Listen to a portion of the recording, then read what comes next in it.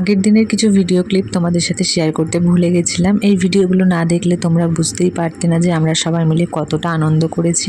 একটা ছোট Bluetooth speaker নিয়ে যাওয়া হয়েছিল আর এখন সেই স্পিকারে গান চালিয়ে নাচ হচ্ছে।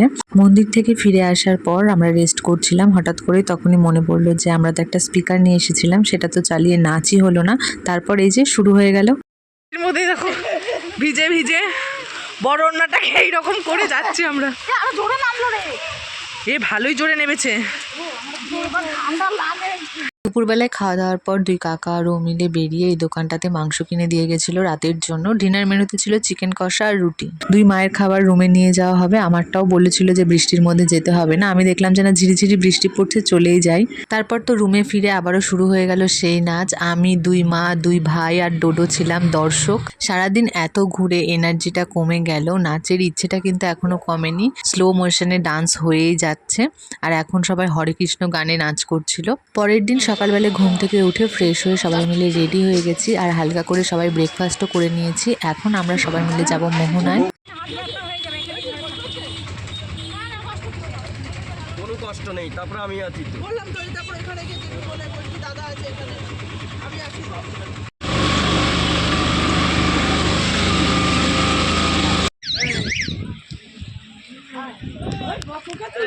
এ নারু জলে কি করবে?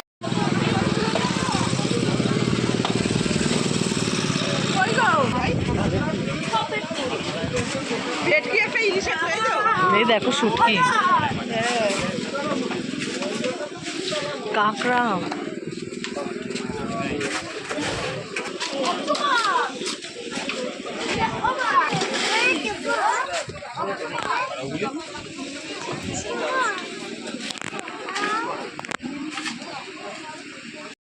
খুলে রাখবো তাহলে ওই শাখায় পড়বো।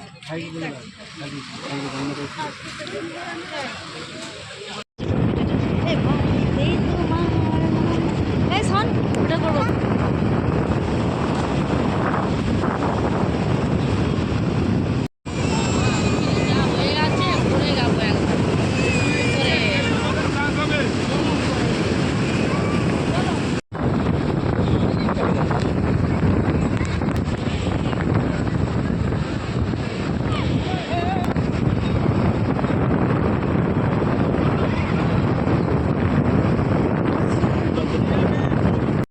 আর কিছু করতে হবে না,